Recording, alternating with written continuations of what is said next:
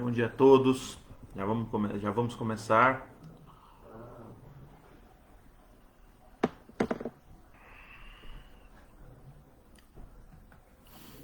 Entrando aqui já no Instagram também.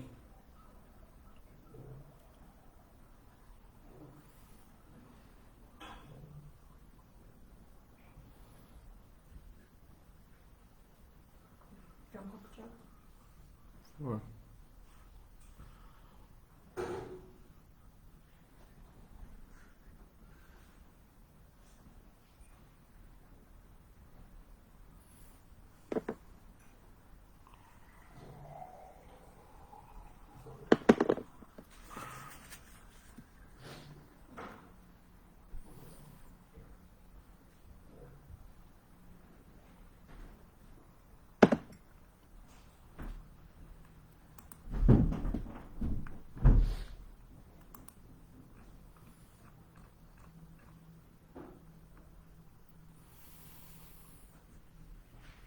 Hoje a gente continua, né, nosso estudo com o apoio desse livro aqui, né? Nós estamos usando o Catecismo Nova Cidade. A gente já avançou bastante. São 52 perguntas. Hoje a gente chegou na pergunta 24. Estamos quase chegando à metade já das perguntas. E tem sido bem legal, né? A gente passou por muitos assuntos importantes, interessantes e outros tão legais que a gente tem estudado agora também, principalmente nessa parte agora que a gente entrou para falar do Redentor, né? De Cristo Jesus. Bom dia, dona Tere. E a gente vai seguir falando um pouquinho ainda sobre ele, né? Sobre Jesus Cristo, para fundamentar muito bem a questão de Cristo, né? Dentro das Escrituras, do papel de Redentor, daquele que redime todas as coisas, né? E com certeza vai ser uma caminhada, tem sido uma caminhada, uma jornada muito legal da gente se trabalhar. Então, na semana passada, a gente respondeu duas perguntas, né? Ao mesmo tempo. A 22 e a 23. Que era por que o Redentor, né, precisava ser Deus. E também porque o Redentor tinha que ser homem. Né? Então, a gente respondeu essas duas perguntas. A gente já respondeu quem é o Redentor, então nós já identificamos o Redentor, já identificamos que esse Redentor, ele, quando surgiu, quando ele veio, ele tinha sua natureza divina, tinha sua natureza humana e a sua importância, por que ele deveria ter essas duas naturezas.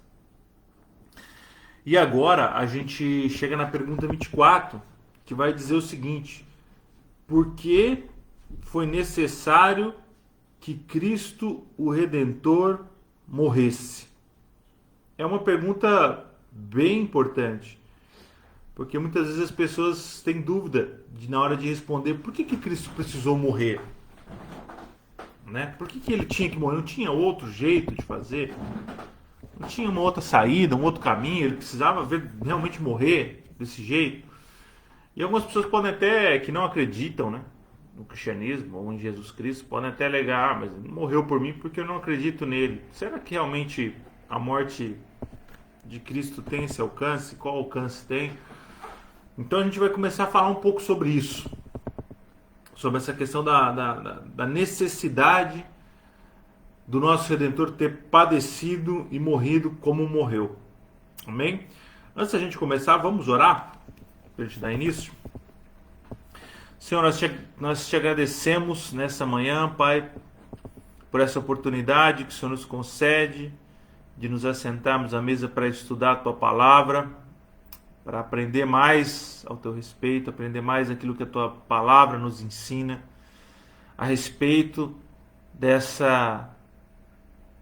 plano maravilhoso que é o plano de redenção que o Senhor estabeleceu, do qual o Seu Filho Jesus Cristo participou de forma tão ativa e se transformou em nosso Redentor, aquele que nos resgata, que nos redime, que nos dá vida. Nós te agradecemos por isso, Pai, porque o Senhor tem nos alcançado por meio da Tua Palavra, porque Teu Espírito Santo tem nos vivificado, porque sabemos que só Tu és Deus e não há outro além de Ti.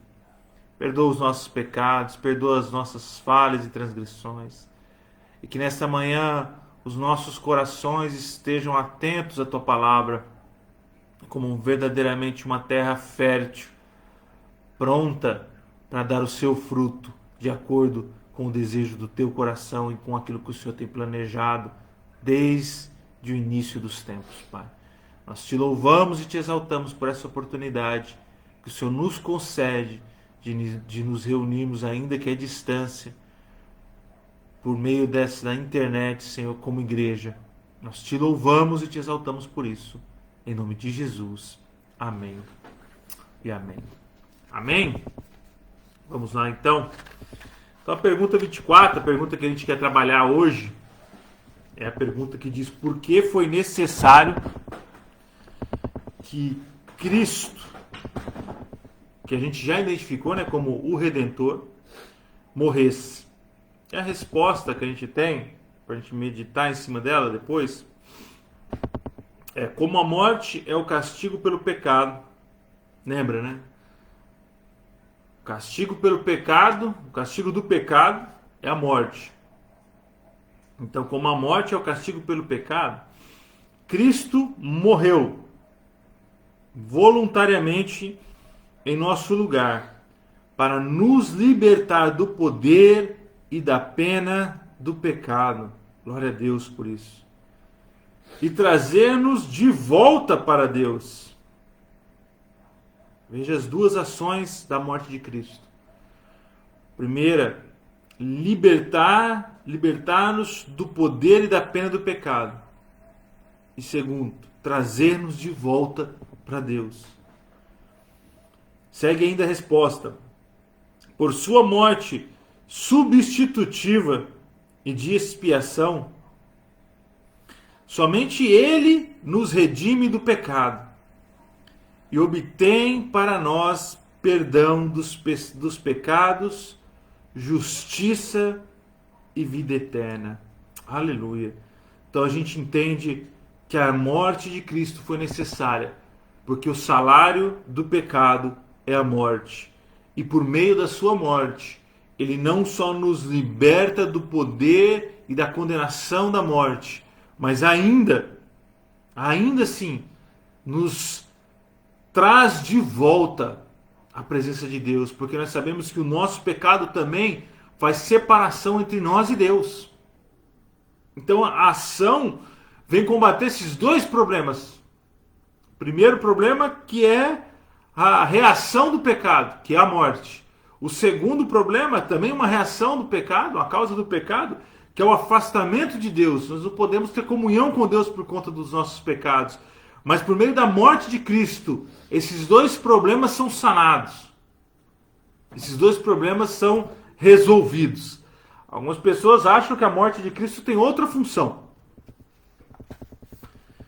E trabalham com outras expectativas. E talvez por isso não valorizem a morte dele da forma que deveriam valorizar.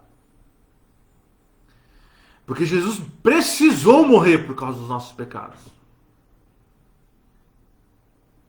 A nossa transgressão, ela é tão profunda e ela é tão radical a ponto de nos afastar de Deus, que ela custou um preço alto. Então, quando o apóstolo diz que nós fomos comprados Por alto preço, esse alto preço se refere ao sangue de Cristo, à vida de Cristo. Para que nós pudéssemos ter vida, mais uma vez. Para que nós pudéssemos ser libertos das cadeias e daquilo que nos prende, que é a condenação da morte por causa do pecado. E não bastasse isso, que já seria uma questão extremamente ótima, né? Você saber que agora você tem oportunidade de vida. Cristo nos apresenta por meio da sua morte, por meio da sua cruz, um novo caminho. Um caminho de proximidade a Deus. Uma nova oportunidade de nos achegarmos a Deus. Por isso que é tão emblemático que durante a morte de Cristo, após a morte de Cristo, o véu que separava o Santo do Santíssimo se rasgasse. Lembra, no templo, onde Jesus Cristo foi crucificado no Gólgota, no morro ali em Jerusalém. Próximo dali tem o templo. Nesse templo, nós temos um lugar que chama o Santo dos Santos, onde o sumo sacerdote entra uma vez por ano para expiar os pecados da nação, para fazer expiação dos pecados da nação, para pedir perdão pelo pecado. E esse lugar ele é separado por uma cortina, por um pano que o separava, para que você não tivesse acesso direto. Dentro desse lugar, uma das coisas que estavam ali era a arca, vamos dizer assim, né? Aquela que Davi carregou. Onde os 10 mandamentos estavam guardados dentro, onde estava a vara de Arão guardada ali dentro, onde tinha um pedaço de maná guardado ali dentro. E aquele acesso não era para todos. Aquele acesso era restrito e temporal. Então a morte de Cristo, quando ele morre, quando ele diz está consumado, o poder das trevas que habitava sobre a humanidade, fruto do pecado da humanidade, que nos condenou à morte, é quebrado. O que Jesus, de certa forma, põe fim, é a vitória da morte. É por isso que as Escrituras cantam: ó morte, onde está a tua vitória? Porque ela foi derrotada por Cristo Jesus. Mas não bastasse essa derrota, não bastasse essa humilhação a Satanás e os seus demônios, por meio da vitória de Cristo, por meio da morte de Cristo. Não bastasse isso, o véu que nos separava, o véu que nos impedia de termos acesso ao Santo dos Santos, ou seja, o Santo dos Santos seria a presença de Deus, do Pai, se rasga, porque todo pecado agora pode ser perdoado, porque todo aquele que era imundo, porque todo aquele que era inimigo de Deus, porque todo aquele que vivia debaixo da ira de Deus, agora tem a oportunidade por meio de Cristo Jesus. Porque foi Ele que morreu, porque Ele é o Redentor, nós o identificamos como aquele que redime, como o único Redentor, porque Ele, e por meio dEle agora, nós somos feitos filhos e filhas, resgatados pelo alto preço, pela vida de Cristo. Não existe nada no cristianismo mais lindo do que isso, do que o resgate de Cristo, é a glória de Deus sendo manifesta.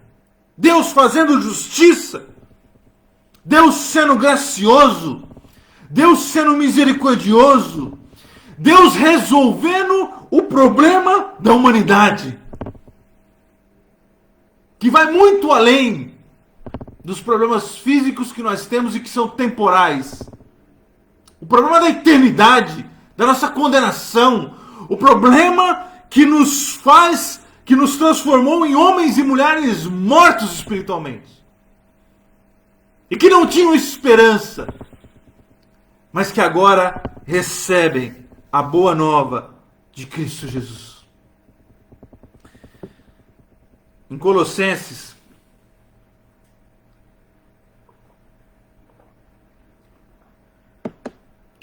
capítulo 1, versículo 21 e 22, a Bíblia diz o seguinte: e a vós outros também que outrora, em outro tempo atrás, éreis estranhos e inimigos no entendimento pelas vossas obras malignas. Isso é muito importante porque Tito também vai tratar dessa mesma forma. É discípulo de Paulo. Ou melhor, Paulo, né?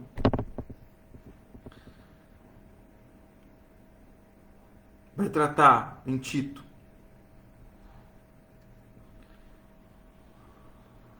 Éreis estranhos e inimigos.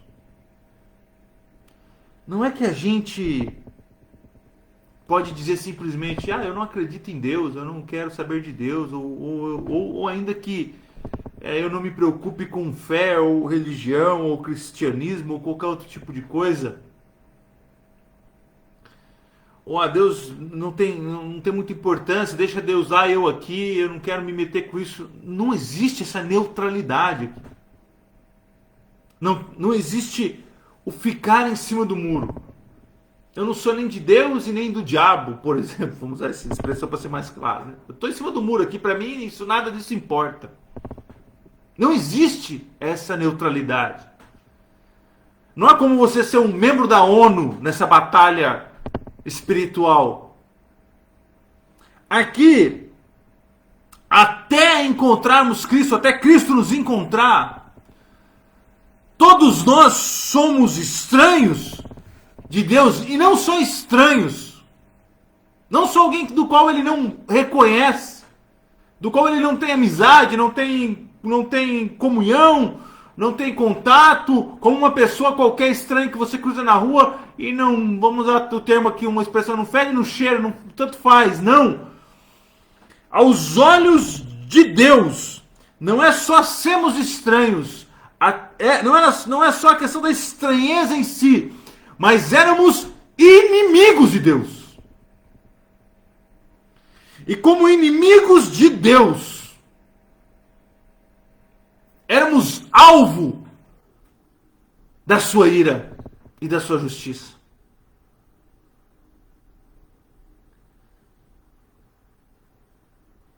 Isso não porque Deus quis, isso porque nós caímos. Porque o que Deus vai fazer, e que a gente vai ler aqui na sequência, é tentar, ou melhor, é resolver esse problema. E ele diz o seguinte, Colossenses 1, 21, 22, a gente está lendo. Capítulo 1, versículo 21 e 22. Éreis estranhos, inimigos do entendimento, pelas vossas obras malignas. Agora, ou seja, agora mudou o patamar. Antes era assim, agora, nesse momento, agora, pois, vos reconciliou no corpo de sua carne. E preste atenção agora, vírgula, ele vai colocar, respira. E leia com atenção o seguinte agora. Vos reconciliou no corpo de sua carne, vírgula, mediante sua morte. Foi por meio da morte de Cristo, é por meio da morte de Cristo, que nós fomos reconciliados com Ele. A ira de Deus caiu sobre Cristo Jesus, para que eu e você pudéssemos agora termos o nosso relacionamento que foi rompido lá, muito tempo atrás, lá no Jardim do Éden, por meio da ação de Adão e de Eva, que corrompeu toda a humanidade durante toda a trajetória e história da humanidade, e chegou até esse instante, e vai continuar a partir daqui.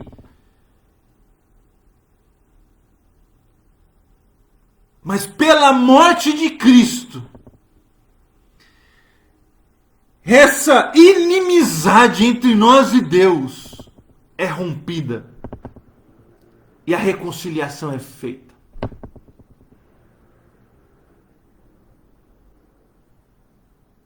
Por que foi necessário que Cristo morresse?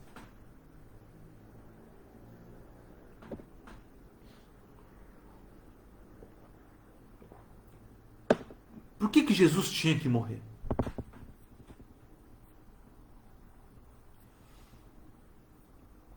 Não é para fazer um espetáculo qualquer.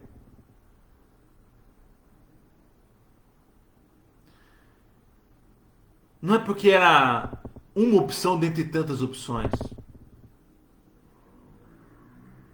Não é porque Deus é cruel e desejava massacrar o seu filho.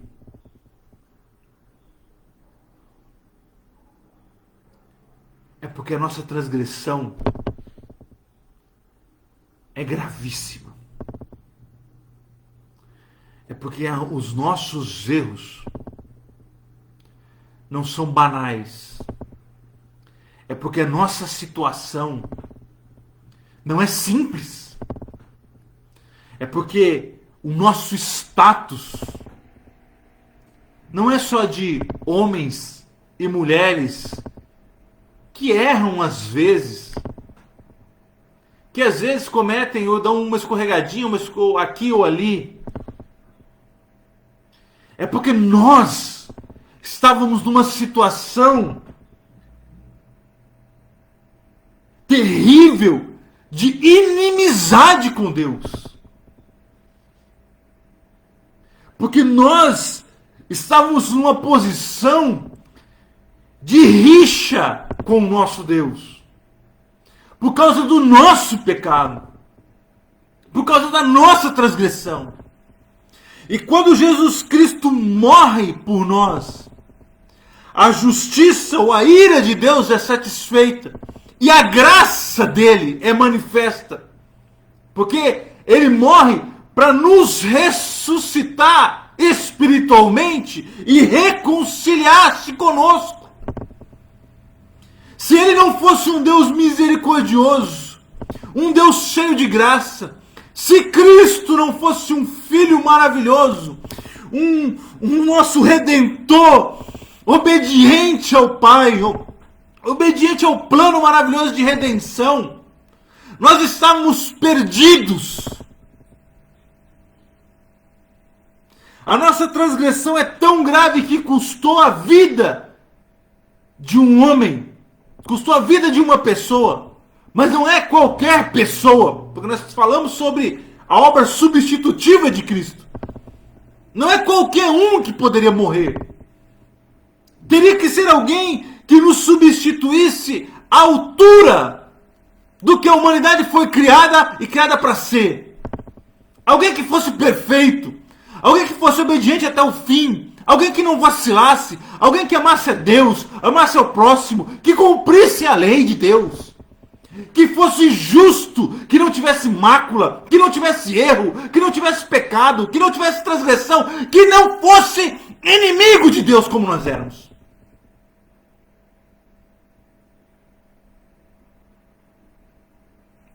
Ele toma o nosso lugar, mas primeiro ele vamos dizer assim, ele alcança o status para isso. Porque não é qualquer um que poderia substituir. Essa pessoa precisava passar por uma questão muito criteriosa. Ele não podia merecer a morte daquela forma. É por isso que ele substitui o nosso lugar. E o apóstolo Paulo vai dizer ainda: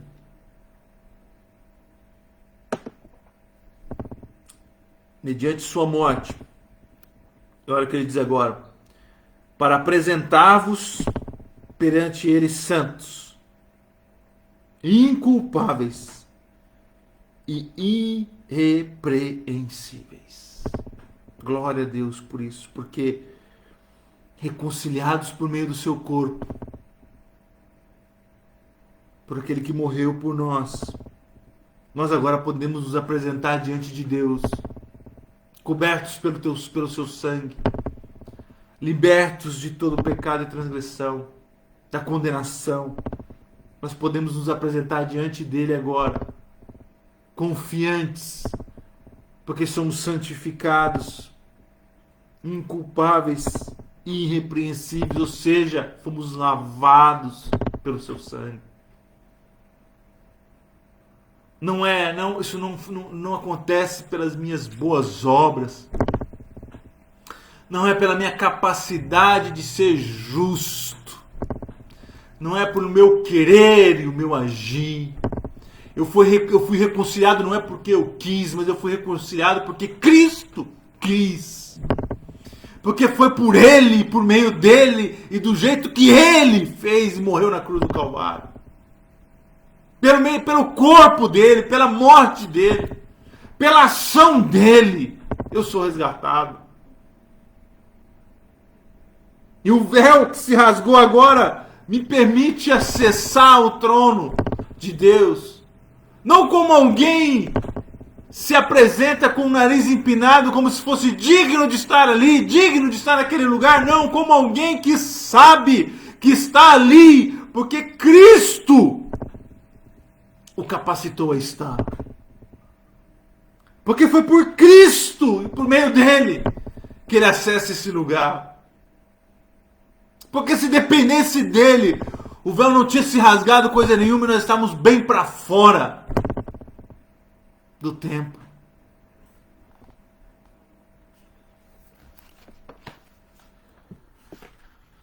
O Mark Dever vai falar um pouco sobre isso também.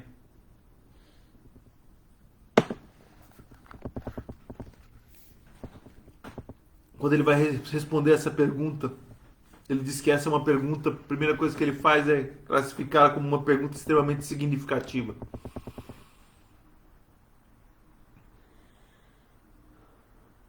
Ele diz o seguinte: Cristo viveu uma vida perfeita. A vida que eu e você deveríamos viver. Viveu uma vida de amor, de serviço. Viveu uma vida surpreendente de confiança no Pai Celeste. Em um momento ele duvidou. Portanto, a pergunta se impõe: por que alguém assim deveria morrer? É uma pergunta extremamente significativa quando você identifica quem Cristo é. E talvez no nosso senso de justiça corrompido pelo pecado, a gente venha dizer: não é justo. E realmente, se fosse justo, eu e você deveríamos ter morrido.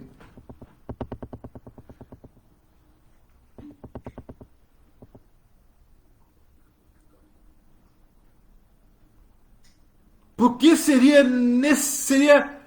moralmente necessário, se ele não tem erro, se ele não cometeu pecado. E o David vai dizer: bem, ele não teria de morrer por si mesmo. E é aqui que está a chave do negócio. Por si mesmo ele não precisava morrer, porque ele não tinha pecado, transgressão. Se pensássemos apenas em Jesus, não haveria necessidade da cruz. Então, quando as pessoas, às vezes eu escuto pessoas que às vezes não têm um conhecimento, ou por algum motivo feridas, ou magoadas, ou chateadas com fé, religião, ou coisa do tipo, dizem: eu nem acredito nisso, isso para mim não é relevante se Jesus morreu ou não morreu. Ou ele morreu por ele, para mim não. Eu cheguei a ouvir algumas pessoas isso, entenda, de uma forma muito, como se sem noção do que está dizendo, mas dizendo: ele morreu porque ele quis. Não precisava disso. Não pedi para que ele morresse por mim. Mas o que a gente começa a observar quando a gente olha Jesus Cristo, a necessidade da sua morte, que a gente percebe que a única coisa que Jesus não fez foi morrer por si mesmo, porque ele não precisava disso.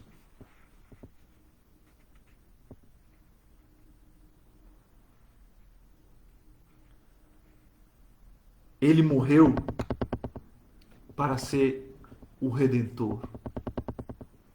Ele morreu para que nós pudéssemos ter um Redentor.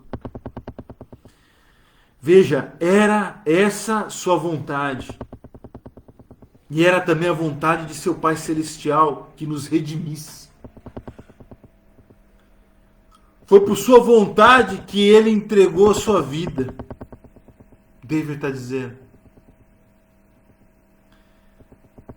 Que sacrificou a si mesmo, morrendo na cruz, a fim de nos resgatar da pena merecida por nós.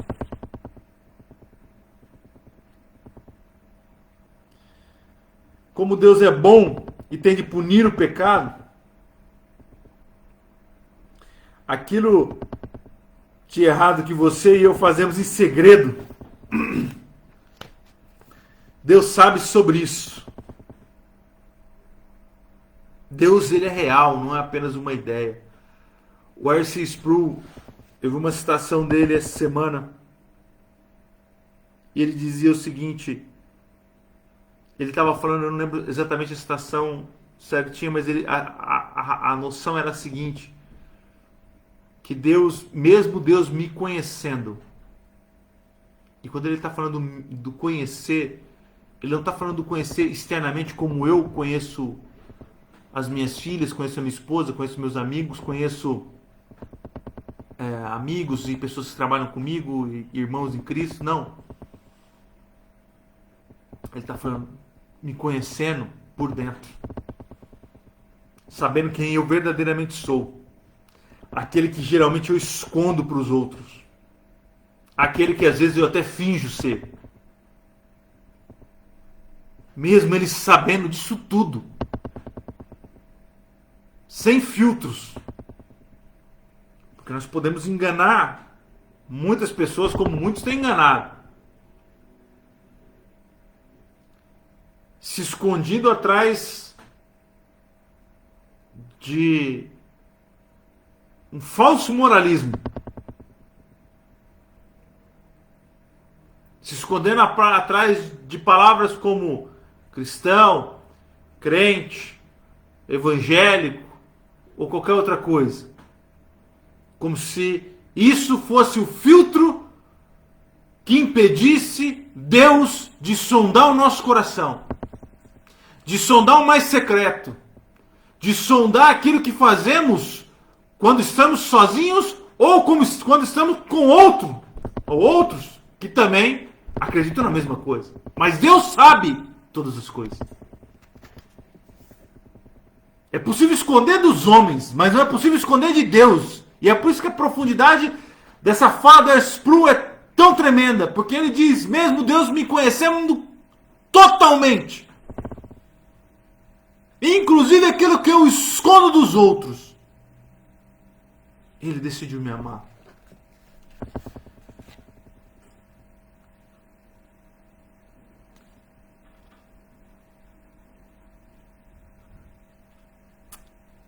Deus não é apenas uma ideia. Mark David vai dizer, não é apenas uma projeção de nossa imaginação. E Deus tem um compromisso tão completo com o que é bom e certo, que todo pecado será castigado. E nós falamos sobre isso já em alguns domingos atrás. Que o pecado não vai passar impune. E aí que está a questão. E aí é que entra, como Mark David bem escreve, aqui é que entra, Jesus entra. Porque a ira de Deus, uma hora, ela vai ser manifesta, sua justiça será cumprida, realizada. E ai daqueles que não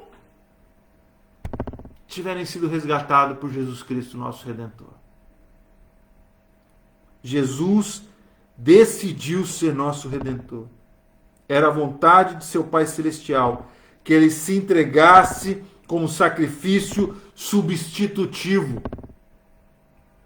Aqueles que nós lemos em Colossenses capítulo 1, 21, 22, que eram estranhos e inimigos de Deus,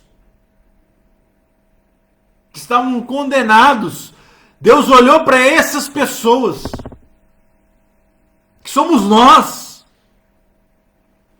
e por misericórdia e graça e amor pelas nossas vidas, chamou o Filho, e junto com o Filho e com o Espírito Santo, os três planejaram todo esse plano de redenção maravilhoso, e estabeleceram as etapas e executaram com maestria. E a obra tem sido realizada, já de ser realizada, até o dia que só Deus sabe, que o Filho retornará para buscar a sua igreja, para buscar os seus irmãos e irmãs, para completar a obra que ele começou. Como diz lá em Isaías, capítulo 53, ele diz assim, Isaías capítulo 53, vamos ler do versículo 3 aqui pela frente. Era desprezado e o mais rejeitado entre os homens de dores, e que sabe o que é padecer. Está profetizando a respeito de Jesus. E como um de quem os homens escondem o rosto, era desprezado, e dele não fizemos caso. A gente não se importou com ele por muito tempo ainda. Muita gente ainda não se importa, ainda despreza Cristo, ainda não enxerga em Cristo razão, não enxerga na morte dele alguma coisa importante. Então não se surpreenda quando isso acontece, quando isso acontecer. Olha o que ele diz, certamente, Isaías 4 agora, ele tomou sobre si as nossas enfermidades e as nossas dores, dessas pessoas que o desprezavam, que eram inimigas de Deus, que escondiam o rosto. Ele tomou as dores dessas pessoas, tomou as enfermidades dessas pessoas, levou sobre si, e nós o reputávamos por aflito, ferido de Deus e oprimido, mas ele foi transpassado pelas nossas transgressões e moído pelas nossas iniquidades. O castigo que nos traz a paz estava sobre ele, e pelas suas pisaduras fomos sarados. Todos nós andávamos desgarrados como ovelhas, sem pastor, perdidos no campo. Cada um se desviava pelo caminho, mas o Senhor fez cair sobre ele, sobre quem? Sobre Jesus, a iniquidade de nós todos.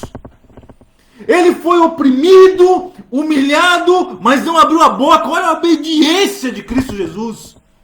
Nós, diante de qualquer luta e dificuldade, murmuramos, reclamamos, mas ele, recebendo, sendo oprimido, humilhado por aquilo que muitos o rejeitariam, segue calado em obediência a Deus, dizendo aqui Isaías, como cordeiro foi levado ao matadouro, e como ovelha muda perante os seus tosqueadores, ele não abriu a boca, e por juízo opressor foi arrebatado, e de sua linhagem quem dela cogitou?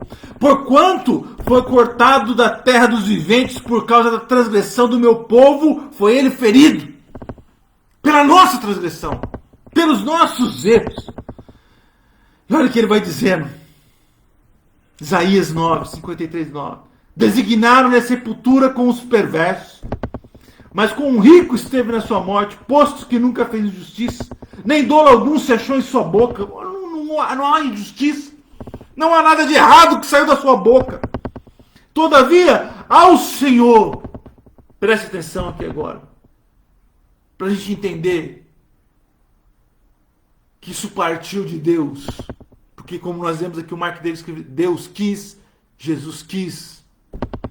Todavia, ao Senhor agradou moê-lo, fazendo enfermar, quando der ele a sua alma como oferta pelo pecado. Presta atenção agora, quando ele der a sua alma pelo pecado, quando ele morrer, por mim e por você, por todos os pecadores, quando ele morrer,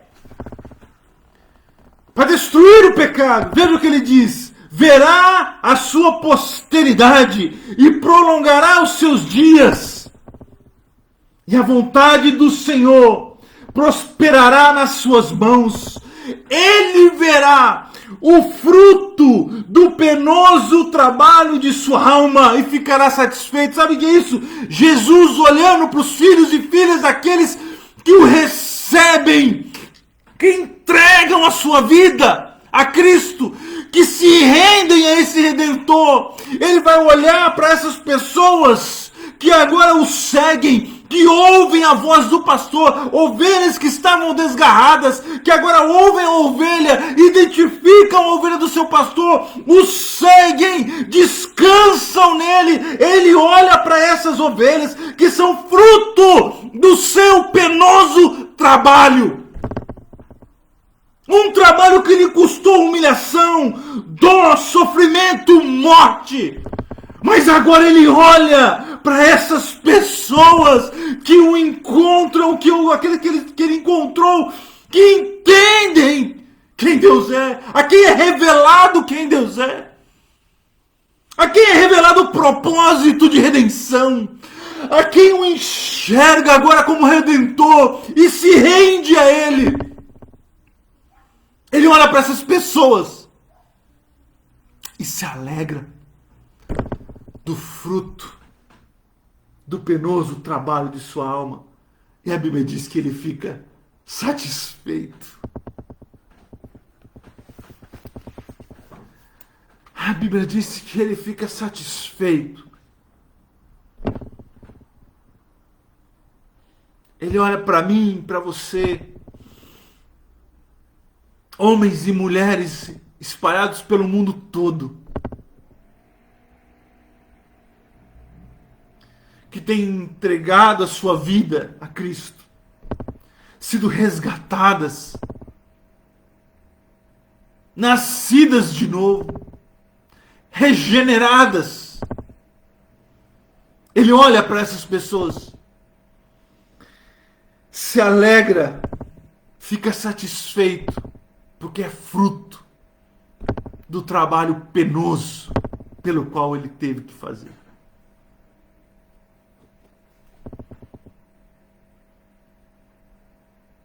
E Isaías diz para a gente fechar: o meu servo, o justo, com seu conhecimento, justificará muitos, porque as iniquidades deles levará sobre si.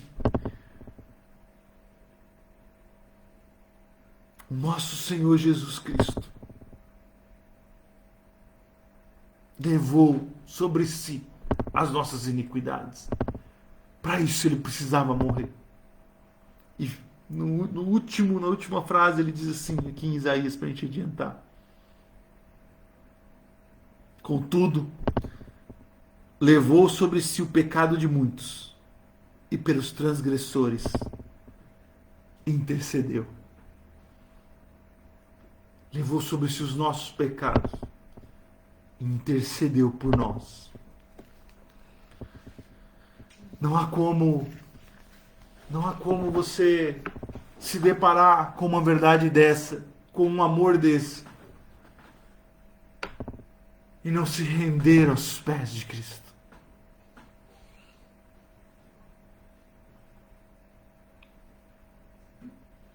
Quem mais pode, neste mundo, entregar algo desse tipo? Que outra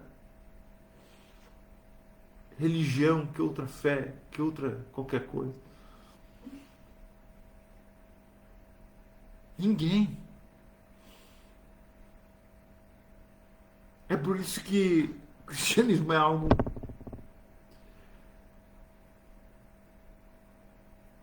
que nos encanta e brilha os olhos, porque é a verdade do Evangelho.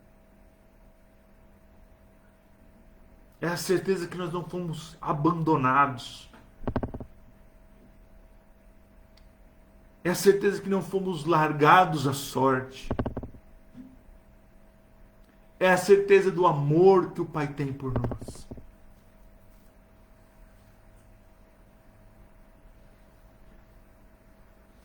Jesus é o nosso substituto quando nos arrependemos de nossos pecados. Quando nos desviamos deles e voltamos a confiar nele. E para a gente terminar, por que o Redentor tinha necessidade de morrer? A resposta é: porque esse foi o único jeito de você e eu podermos viver. Ele precisou morrer para que eu e você pudéssemos viver. Essa é a maior prova de amor que alguém pode dar pelo outro.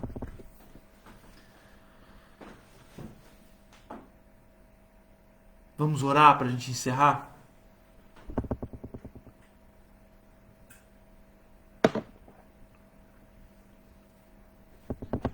Amém. Vamos orar.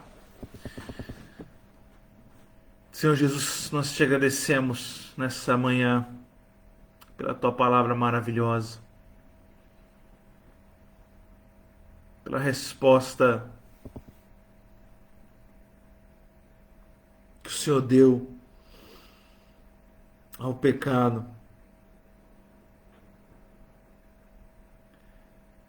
pelo seu plano de redenção,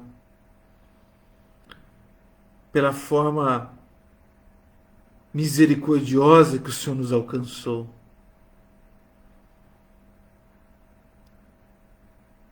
Não há nada que possamos fazer que possa recompensar o teu amor na cruz do Calvário. A única coisa que podemos fazer é nos render diante de ti. E entregarmos a nossa vida diante do Senhor como um sacrifício agradável a ti. Porque o Senhor fez tudo naquela cruz do Calvário. Todo o preço foi pago.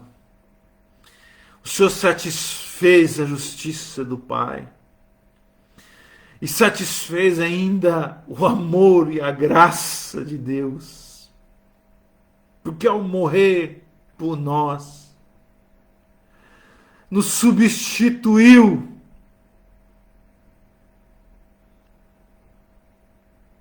diante do pecado.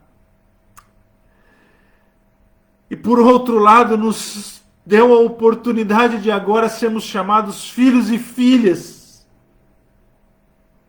nos dando acesso ao Pai. É por isso que o Senhor é o caminho. É por isso que o Senhor é a vida. O Senhor é a resposta. É por isso que só Tu és Senhor. Que não há outro além de Ti. É por isso que o Senhor é o justo. É por isso que o Senhor é o Filho de Deus. É por isso que o Senhor é o nosso Redentor. Nós nos rendemos diante de Ti. Reconhecemos a grandeza do Teu amor. Reconhecemos o Teu senhorio sobre as nossas vidas. Nós clamamos: tem misericórdia de nós e perdoa os nossos pecados, perdoa as nossas transgressões, Pai. Nós te agradecemos por esse amor manifesto na cruz do Calvário. Te agradecemos pela Tua graça, que nos dá aquilo que não merecíamos. E por isso nós somos eternamente gratos. Nós te louvamos, Jesus, te exaltamos, glorificamos o Teu nome, te engrandecemos nesta manhã e declaramos que só Tu és Senhor, Salvador e Redentor das nossas vidas. Em nome de Jesus. Amém. Amém. Amém. Aleluias. Glória a Deus. Louvado seja o nome do Senhor. Ele é digno de toda honra, glória, poder e majestade. Amém. Queridos, tenham um ótimo domingo. Aproveitem, hein, a família de vocês, curtam, né? Comam bem, se quiser, né, dar uma passeada, enfim.